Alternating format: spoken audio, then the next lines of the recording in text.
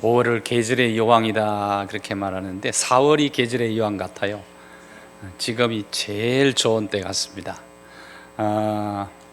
서울 숲이 지금 사람들 발을 들여놓지 못할 정도로 튤립, 벚꽃 그리고 여러 가지 꽃들, 꽃대걸을 이루고 있습니다. 꽃대걸, 은봉산도 보니까 노랑, 개나리, 진달래 이런 꽃대걸을 이루고 있는데 이 교회가 축제 임직식을 갖게 된 것을 주님의 이름으로 축복합니다. 울긋불긋 꽃대걸 한번 부르고 하면 좋겠는데 우리 교인들은 찬송보다 그런 노래를 더 좋아하더라고요. 울긋불긋 꽃대걸 차린 동네 그 속에서 놀던 때가 그립습니. 예배 마치고 서울숲 가세요.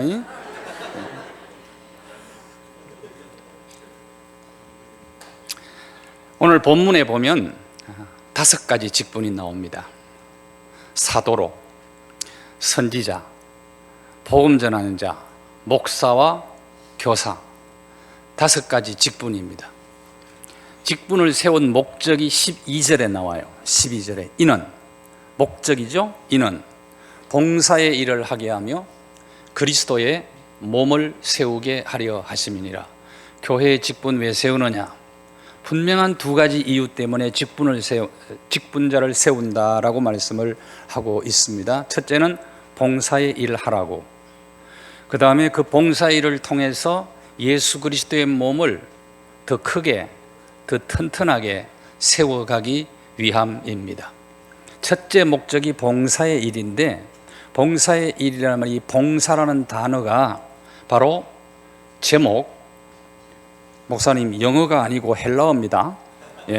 디아코니아입니다. 디아코니아.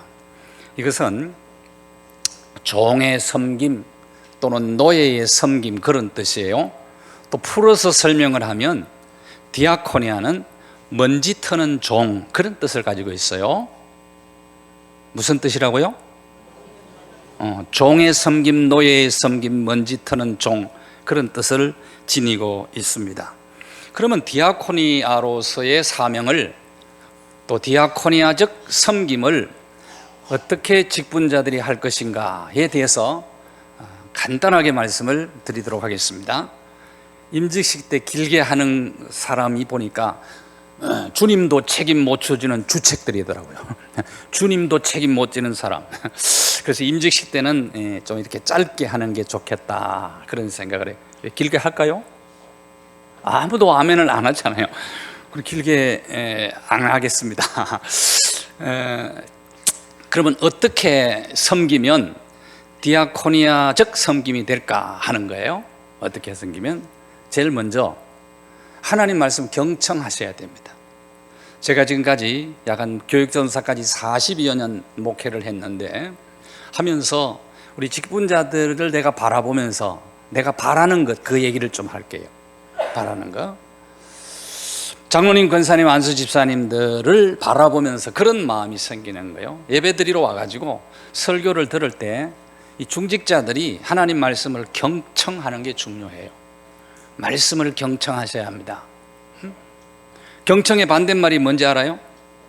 딴청입니다. 설교 시간에 자꾸 딴청 부리는 사람들이 있어요. 쳐다보는 것 같은데 생각은 밖에 외출 나가가지고 돌아다니는 그런 사람들이 설교자의 눈에는 들어오거든요. 그 딴청을 부리면 하나님 말씀을 오늘 내게 주시는 레마의 말씀으로 절대로 받아들일 수가 없습니다. 왜 설교를 경청해야 되느냐?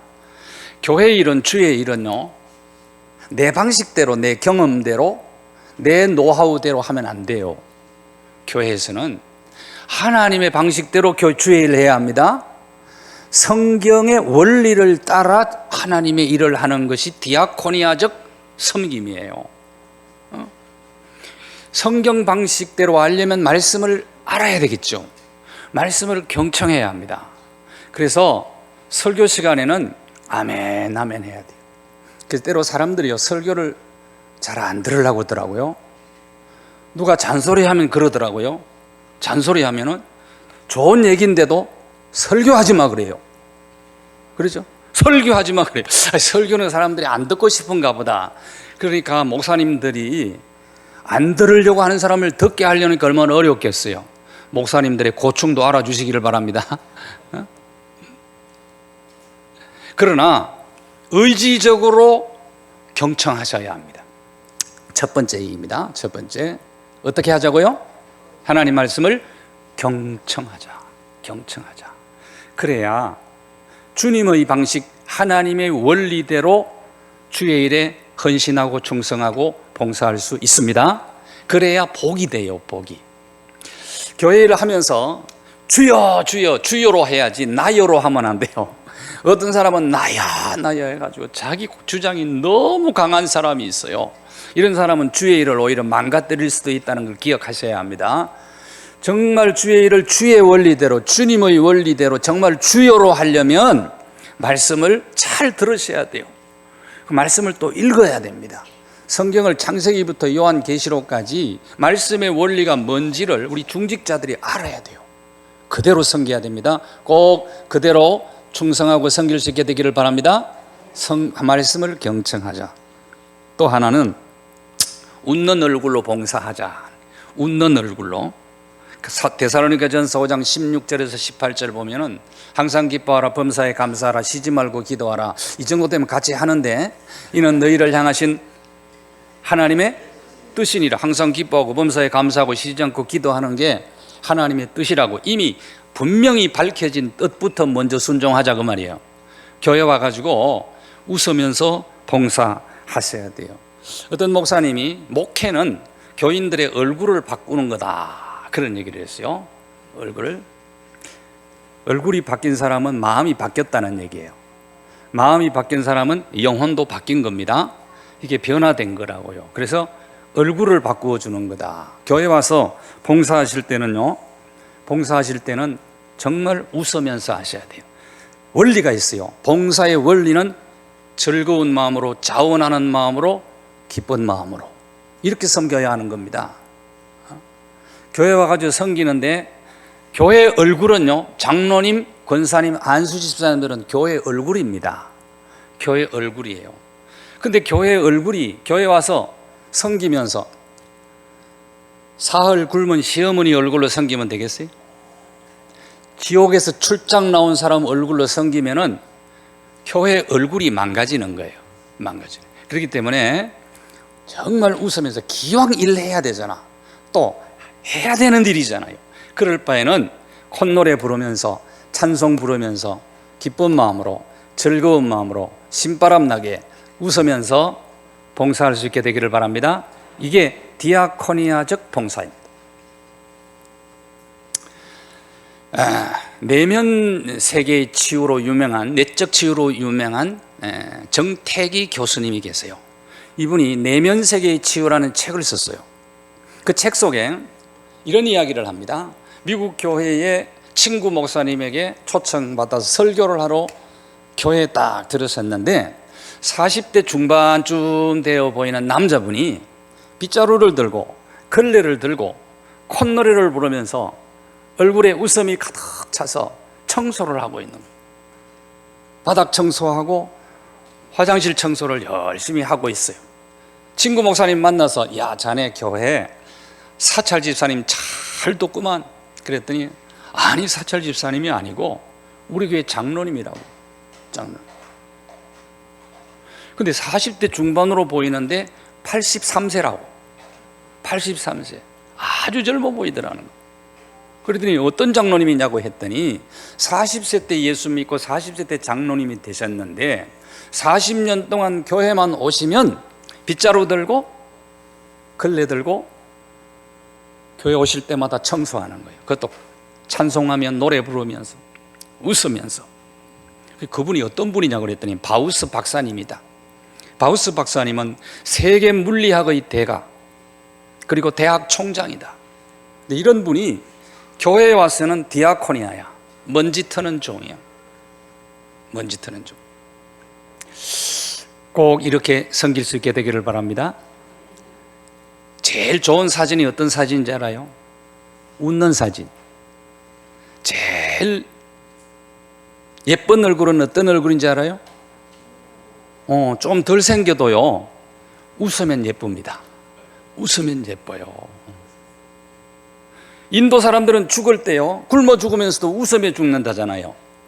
왜 그러냐? 인상 쓰고 불평하며 죽으면 다음에는 개나 돼지로 태어나서 다시 사람으로 태어나려면 웃으면서 죽는다고 그래요.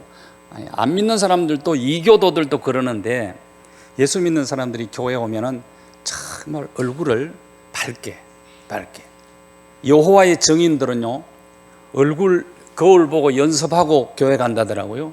또 안 믿는 사람들, 다른 사람들 만나면 얼굴에 평안한 모습 이런 걸 보여줘야 된다고. 근데 예수 믿는 사람들은 교회 와서 성질 다 부리지. 조금만 기분 나쁘면 교회에 나와가지고 막 다 내색을 해요. 내가 목회하면서 보니까 그게 목사의 마음을 제일 불편하게 하더라고. 저거는 나만 불편한 게 아니고 교인 전체 분위기를 그렇게 만들면 안 된다. 그러니까 이미 밝혀진 하나님의 뜻은 항상 기뻐하라, 범사에 감사하라, 쉬지 말고 기도하라. 그 뜻부터 순종하자, 그 말입니다. 순종하다. 이것이 섬김의 원리예요. 섬김의 원리. 웃는 것이 얼마나 인간에게 큰 특징인지 모릅니다. 유럽이요, 남미를 이렇게 개척해 나갈 때 영국 선교사님을 브라질로 보냈어요. 브라질로 보냈는데, 그 선교사가 가가지고, 그때는 모스 전보라는 게 있어서 전보 딴딴딴 쳐가지고, 선교사님이 이런 전보를 본국에 보낸 거예요. 여기는 이 브라질 사람들은 몸에 털이 너무 많이 나가지고 원숭이인지 사람인지 구분이 안 가는데, 원숭이하고 사람하고 구분하는 법을 알려다오 오바하고 딱 냈어요. 바로 전보가 왔는데 이렇게 왔더랍니다. 웃는 놈이 사람이고 안 웃는 놈이 원숭이다. 그렇게 왔더래요. 웃는 게 얼마나 인간의 큰 특징인지 모릅니다. 인간다움이 웃음에 있거든요. 웃음에. 인격이 웃음에, 얼굴에서 나타나는 거거든요. 인격이라는 게. 여러분, 강아지들이요, 아무리 예쁜 강아지라도 모여가지고 박장대소하며 웃는 거 봤어요? 만약에 동물이 하하라고 인간처럼 웃으면요, 좀 희한할 겁니다. 그런데 사람만 웃을 수 있다는 거예요. 오늘 임직받는 분들뿐만 아니라 모든 이 교회의 중직자들은 교회 올 때마다 빵긋빵긋 웃고 섬기기를 바랍니다. 웃기만 해도 주의 일 잘하는 거예요. 웃기만 해도 잘하는 거라고요. 웃기만 해도. 그 다음 하나, 계급장 아닙니다. 계급장 아닙니다. 뭐 하려고 직분 세웠다고요? 섬기라고. 봉사의 일이다. 봉사가 뭐라고요? 디아코니아. 먼지 트는 종. 종의 섬긴 노예의 섬김이요. 그러니까 절대로 계급장 아니에요. 직분자들이 직분을 계급이라고 생각하는 그 순간부터 교회는 혼란스러워지기 시작을 하는 거예요. 혼란스러워. 그렇게 되면 직분 받는 그 순간부터 그 직분이 내게 복이 안 돼요. 교회에도 복 안 되고 또 자손들에게도 복이 안 돼요. 자손들에게도. 그래서 여러분의 직분이 꼭 복이 되게 하셔야 합니다. 나와 교회와 후손들에게까지도 복이 되도록 섬기셔야 된다 이거죠. 복이 되도록.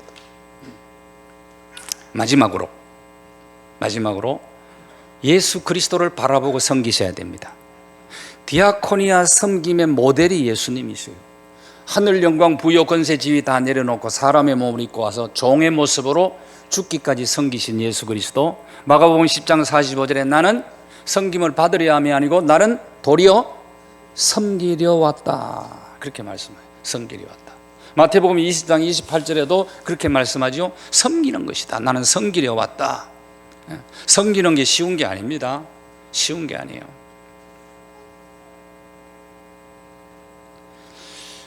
어떤 목사님이요, 시골에서 목회를 했어요. 논두렁을 지나가가지고 교회가 가야 되는데, 어느 날 새벽 기도를 인도하러 논두렁을 지나가는데 그 논두렁 밑에 오두막집이 하나 있었는데 신음소리가 들려서 가봤더니 각혈을 하고 피를 토하고 있었어요. 폐병 환자였어요. 그래서 그 사람 거두어주고 약도 사다 주고, 그리고 이제 설렁탕까지 사다가 먹이고, 친구 목사님 서울 연락해가지고 약도 배달받아서 전해주고, 그게 좀 회복이 됐다고 그래요. 계속해서 이제 섬겼는데, 그해 크리스마스 이브 날 여자 한 사람이 교회 마당에 와가지고 소리를 지르면서 내 남편 살려내 그러더니, 그걸 보니까 그분의 아내야, 아내. 왜 남편 살려내라 그랬더니 아파서 누워있을 때는 그냥 가만히 집에 있었는데 당신이 사다 준 약 먹고 회복되어 가지고 술 먹고 얼어 죽었다 이거지. 얼어 죽었다. 뭘 얘기하느냐? 섬김이 쉬운 게 아니란 말이에요. 영혼 구원에 초점이 안 맞춰지면 섬김이 헛것이 될 수 있다는 걸 잊으면 안 돼요. 언제나 교회의 섬김은 영혼 구원과 그리스도의 몸을 세우는 일, 사람 세우는, 여기에 봉사와 섬김에 초점을 맞출 때 영원한 보상이 따르는 거예요. 잘못하면 우리의 섬김이 헛것이 될 수 있다는 것을 꼭 기억을 하십시오. 목적을 상실하면 안 됩니다. 저는 예수님의 섬김을 생각나게 하는 인류 역사 속에 위대한 발명품이 몇 가지 있다고 생각을 합니다. 그것은 연필이요. 연필. 칼의 힘보다 펜의 힘이 강하단 말이 있죠. 연필은요, 깎으면 키가 자꾸 작아지잖아요. 그리고 자꾸 쓰다 보면 나중에 몽당 연필 되면은 쓰레기통에 몽당 연필을 버려야죠. 제가 어릴 때는 향나무 연필이 있었어요. 그 향나무는 깎일수록 향기를 많이 바랍니다. 예수님의 섬김의 모델이라고 봐요. 예수님도 십자가에 못 박는 자들에게 향을 묻혀준 향나무라는 누군가가 그런 설명을 했어요. 예수님. 연필이 남기는 걸 위대한 것들을 남기거든요. 그의 작품이나 시나 소설이나 또 글을 보십시오. 이런 것들은 엄청난 영향력을 했거든요. 그 다음에 또 하나는 지우개입니다. 지우개는 다른 사람이 잘못 실수한 걸 가지고 지우려고 몸을 뒹굴기도 하고 때로는 몸 살점이 뚝뚝뚝 떨어져 나가기도 합니다. 그러다가 마지막에 작게 남으면 쓰레기 되면 그것도 버린다고. 비누가 또 세 번째 발명.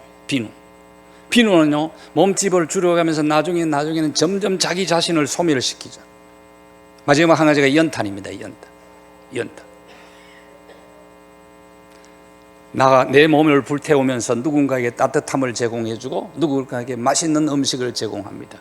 그러다가 다 타고 자기 없어지면 하얀 재가 되어서 피탈길에 던져서 부시고 깨어져서 미끄럼을 방지해주는 역할을 합니다. 안도현 시인이 그대에게 묻는다 시 속에 그런 얘기를 그대 한 번이라도 다른 사람에게 따뜻함을 주어 보았느냐라고 묻습니다. 네 가지. 예수님 바라보면서, 예수님 생각하면서 잘 섬길 수 있게 되기를 바랍니다. 그렇게 하면 얼마나 중요한지 몰라요. 이 직분이라는 게. 교회가 섬김의 장을 마련해 준 것을 감사하셔야 됩니다. 그리고 거기에 하나님께서 나를 충성되이 여기서 직분을 주신 것은 정말 감사한 일이에요. 디아코나이적 자세로 잘 섬겨서 여러분 자신도 당대에도 복이 되고 교회에도 복이 되고 자손 만대토록 복이 되기를 바랍니다. 감사합니다. 주께서 우리를 충성되이 여겨 귀한 일꾼으로 불러주셔서 감사합니다. 오늘 일꾼으로 세움받는 권사님, 안수 집사님, 주께서 권능의 오른손 높이 드시사 기름 부어주시고 복의 복을 더하여 주셔서 이 디아코니아적 섬김의 자세로 잘 섬겨서 자신도 복이 되고 교회도 복이 되고 자손 만대토록 복이 되게 하여 주시옵소서. 예수님 이름으로 기도하옵나이다. 아멘.